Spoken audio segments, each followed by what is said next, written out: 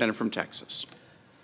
Mr. President, reserving the right to object, the senator from New Jersey, and indeed all of the senators in this chamber, know precisely why these nominees have not moved forward. And the reason is because the Biden administration is currently engaged in open defiance of the United States Congress and is doing so in a way that is working serious and material harm to United States national security. Over a year ago, in December of 2019, this Senate, and indeed the full Congress, passed legislation imposing strong sanctions on the Nord Stream 2 pipeline. The Nord Stream 2 pipeline is a pipeline between Russia and Germany designed to carry natural gas. It's a deep-sea pipeline. Vladimir Putin desperately wants this pipeline completed. If the pipeline is completed, it will give billions of dollars to Putin to use for malign efforts in Europe and throughout the world. This Congress is overwhelmingly convinced that completing the Nord Stream 2 pipeline is terrible policy. It is bad for the United States, it is bad for Europe, and it is good for Russia and Putin. Accordingly, the Congress passed overwhelmingly bipartisan sanctions legislation that I authored, along with Democratic Senator Jeanne Shaheen, and that legislation proved tremendously successful.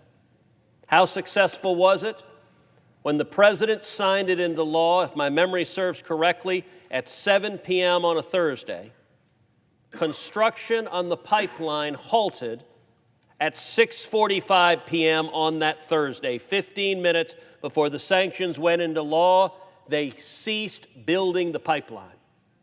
And for a year, the pipeline lay dormant. It lay as a hunk of metal at the bottom of the ocean. We had succeeded. Together, this body had won a bipartisan national security victory for the United States. Then in November of last year, Joe Biden was elected. When Joe Biden was elected, President Biden and his foreign policy team immediately began signaling weakness on Nord Stream 2 to Putin. And that signal was heard. Putin commenced preparatory efforts to begin building the pipeline again within days of the presidential election in November, and Russia began building the pipeline again in January, just days after Joe Biden was sworn in. Existing laws that this body has passed, not once but twice, mandate sanctions to stop the Nord Stream 2 pipeline. Unfortunately, the Biden administration decided to waive those sanctions. Waiving those sanctions, I believe, will prove to be a generational geopolitical mistake. If we continue on the current pace set out by President Biden, Putin will complete the Nord Stream 2 pipeline. If that happens, for decades, Putin and the next dictator in Russia and the next dictator in Russia will get billions of dollars every year from this pipeline. They will use it for military aggression. They will use it for spying on America. They will use it for attacking their enemies. Not only that, Europe will be captive to Russian natural gas. It will be subject to energy blackmail. We don't have to hypothesize this because Putin's demonstrated his willingness to use energy blackmail on Europe going forward. This undermines the interest of Europe. It undermines the interest of America. And by the way, it also hurts jobs in the United States of America. I've made clear to every State Department official, to every State Department nominee, that I will place holds on these nominees unless and until the Biden administration follows the law and stops this pipeline, imposes the sanctions. As the senator from New Jersey knows well, and he and I work together closely on these sanctions legislation that the Biden administration is refusing to follow, I have been negotiating with the Biden administration in good faith for months, laying out a path to move these nominees forward. But unfortunately, to date, President Biden has insisted on giving a multi-billion-dollar gift to Joe Biden, benefiting Russia, hurting America, and hurting our national security interests. That being said, there is a path where I would readily lift these holds. And it is a path I am in a moment going to propound a unanimous consent resolution, a unanimous consent request to take up and pass legislation that I've introduced that would impose the sanctions that are already required by law, but the Biden administration refuses to follow. This legislation is legislation that both of the Democratic members of the Foreign Relations Committee have voted for substantially similar legislation in the past. If this legislation passes the Senate, if it passes the House and is signed by the President, the day it is signed by the President, I will lift these holds. But given that the President and White House have indicated they intend to defy the law, I'm not going to lift the holds unless and until they relent in their effort to give this gift to Vladimir Putin. Accordingly, I ask unanimous consent that the Senate proceed to the immediate consideration of a bill at the desk that would require the imposition of sanctions with respect to Nord Stream 2. I ask unanimous consent that the bill be considered read a third time and passed, and that the motion to reconsider be considered made and laid upon the table. Mr. President. Is there objection? Mr. President, reserving the right to object, and I'll be brief for the sake of everybody here. There's a lot more to be said, but look, first of all, this legislation was just introduced today. Today. Has not been brought before the committee. It's not had a full vetting, and it's not, I think, quite fair to say that it's exactly the same. It isn't. I was just looking through it. Secondly, I know that the senator believes that he can dictate to the President of the United States, who's duly elected by the American people, what the foreign policy should be. I believe we should have a role in foreign policy. I share that with the senator. But you can't say if it passes the Senate, if it passes the House, signed by the President, then I will release my hold. I mean, I guess that would be nice if the senator could accomplish it for his goals, but it's not the way the system ultimately works. And I would just say President Trump, for the longest period of time, did not issue the sanctions that were necessary because he was so cozy with Vladimir Putin. And the result was that the pipeline was almost finished by the time President Biden came to office. Had he done what the senator wishes, we wouldn't be in this position today. So for all of those reasons, I object to this senator's unanimous consent request. Objection is heard. Is there objection to the request from the senator from New Jersey? Reserving the right to object, I will respond briefly to the senator from New Jersey. The talking point from the Biden administration as to why they have given this gift to Vladimir Putin is they say the pipeline is almost complete. It is over 90% complete. The problem with that argument is it's demonstrably false because it was equally true in December of 2019.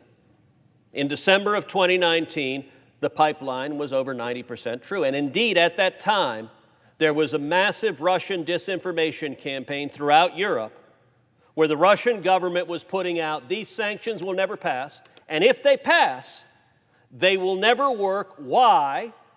Because the pipeline is over 90% complete.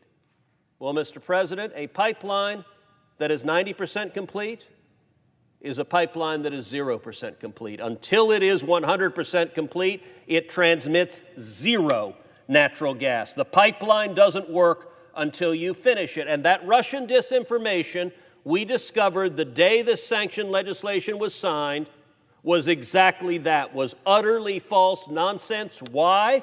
Because the day it was signed, they stopped construction, and they stopped it for a year. And Putin only began construction after Joe Biden was elected, after he was sworn into office, and after his team indicated weakness that they wouldn't enforce the sanctions against Russia. So their talking point that it was 90% complete, that was true a year ago, and we knew we could stop it then. We can stop it now. The only reason Putin is building this pipeline is because the Biden administration is unwilling to stand up to Russia. Accordingly, I object. President. Objection is heard. Mr. President. Senator from New Jersey. One thing that is demonstrably true is that Donald Trump did nothing as it relates towards this pipeline, and there wasn't much effort to try to get him to stop the pipeline at the time. And while I disagreed with President Trump on a whole host of foreign policy issues, I did not hold up all his nominees just to get my view to be the order of the day. Therefore, I ask that it be in order to make the same request that I made previously with respect to Executive Calendar number 234, Elizabeth Moore Albin, a career member of the Senate Senior Foreign Service, to be Ambassador of the United States to Algeria. Is there objection? Mr. President, The senator from Texas. reserving the right to object, I would note, as the senator from New Jersey knows well, that I pressed President Trump vigorously on this topic, engaged aggressively with the Trump administration, with the Treasury Department, with the State Department, with the National Security Council, and we prevailed in those battles. The Trump administration issued a series of sanctions, and they worked. They stopped the pipeline. So I've demonstrated a perfect willingness to stand up to a president of my own party on this issue, and we succeeded in stopping the pipeline. Now, when there's a Democratic president, we have yet to see Democratic members of this body willing to stand up as vigorously to their own party's president, who is actively and eagerly facilitating the building of this pipeline. I object. Objection is heard. The Mr. senator from New Jersey. Mr. President, thank you. I would just simply say that the senator from Texas did not hold up any of the nominees of President Trump as it relates to this. I ask that it be in order to make the same request with respect to Executive Calendar 235, Maria E. Brewer, a career member of the Senior Foreign Service, to be Ambassador of the United States to the Kingdom of Lesotho. Is there objection? Mr. President, The senator from Texas. reserving the right to object because it is a generational geopolitical mistake to give a multi-billion-dollar gift to Vladimir Putin to strengthen Russia and to undermine U.S. national security, I object. Objection is heard. Mr. President, The senator from New Jersey. I ask that it be in order to make the same request with respect to Executive Calendar 236, Christopher John Lamora, a career member of the Senior Foreign Service, to be Ambassador of the United States to Cameroon. Is there objection? Mr. President, The senator from Texas. reserving the right to object because it is a massive strategic error, one that weakens our allies, that endangers our allies, and makes Russia more dangerous, more aggressive, more willing to attack and undermine U.S. national security, and because Joe Biden and the Biden administration is defying U.S. law passed with overwhelming bipartisan support from Congress, I object. Objection is heard. Mr. President, The senator from New Jersey. I ask that it be in order to make the same request with respect to Executive Calendar 237, Tulinabo S. Mushingi, a career member of the Senior Foreign Service, to be Ambassador of the United States to Angola and to serve concurrently as the Ambassador to the Democratic Republic of Sao Tome and Principe. Is there objection? Mr. President, The senator from Texas. reserving the right to object because the Biden administration should not be given a massive multi-billion-dollar gift to Putin, strengthening Russia and weakening America and U.S. national security interests, I object. Objection is heard. Mr. President, The senator from New Jersey. I ask that it be in order to make the same request with respect to Executive Calendar 238, Eugene S. Young, a career member of the Senior Foreign Service, to be Ambassador of the United States to the Republic of Congo.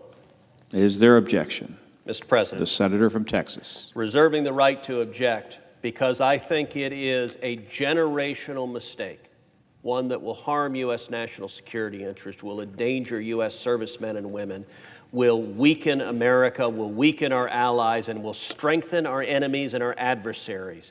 Because I believe that Joe Biden giving a massive multi-billion-dollar gift to Vladimir Putin to make him stronger and more aggressive is enormously harmful to America. I object. Objection is heard. Mr. President, The senator from New Jersey. I ask that it be in order to make the same request with respect to Executive Calendar 239, Michelle Jean Sison, a career member of the Senior Foreign Service, to be Assistant Secretary of State for International Organization Affairs. Is there objection? Mr. The President, senator from Texas. reserving the right to object because Joe Biden should not be giving a multi-billion-dollar gift to Vladimir Putin, strengthening Russia and undermining U.S. national security, I object. Objection is heard. The senator President. from New Jersey. Mr. President, here's one where it's a monumental mistake to not permit this person to be confirmed when we want to stop fentanyl from coming into our country. I ask that it be in order to make the same request with respect to Executive Calendar 240, Todd D. Robinson of New Jersey, a career member of the Senior Foreign Service, to be Assistant Secretary of State for International Narcotics and Law Enforcement Affairs. Is there objection? Mr. President. The senator from Texas. Reserving the right to object because Joe Biden has made the decision to give a massive multi-billion-dollar gift to Vladimir Putin because that weakness towards Russia empowers our enemies, endangers our servicemen and women, weakens our national security, and destroys jobs here at home. I object. Objection is heard. Senator from New Jersey. Mr. President, I ask that it be in order to make the same request with respect to Executive Calendar 241, Daniel J. Creightonbrink, a career member of the Senior Foreign Service, to be the Assistant Secretary of State for East Asian and Pacific Affairs. Is there objection? Mr. President. Senator from Texas. Reserving the right to object because Joe Biden should not be defying U.S. law, disregarding the overwhelming bipartisan consensus of both houses of Congress, because Joe Biden should not be giving a massive multi-billion-dollar gift to Vladimir Putin that constitutes unilateral surrender to Russia in a way that strengthens Russia, weakens America, and endangers our nation, undermining U.S. national security. I object. Objection is heard. Mr. President. The senator from New Jersey. I ask that it be in order to make the same request with respect to Executive Calendar 317, Mark Evans Napper, a career member of the Senior Foreign Service, to be Ambassador of the United States to Vietnam, and that the senator from Texas remarks, which he has made repeatedly, be inserted each and every time after the motion that I've made. Is there objection? Mr. President. Senator from Texas. Reserving the right to object. I appreciate my friend from New Jersey's attempt to abbreviate this, and I'm endeavoring to be concise, but nonetheless lay out the factual predicate. Because it was a mistake for Joe Biden to give a multi-billion-dollar gift to Vladimir Putin, to disregard U.S. law, to weaken U.S. national security interests, and to strengthen Russia at our expense, I object. Objection is heard. Mr. President. Senator from New Jersey. Now, here's one where we heard a lot, even during the debate we just had, about the United Nations and the need for reform. Well, here's an opportunity. I ask that it be in order to make the same request with respect to Executive Calendar 318, Christopher P. Liu, to be Representative of the United States of America to the United Nations for UN management and reform with the rank of ambassador. Is there objection? Mr. President.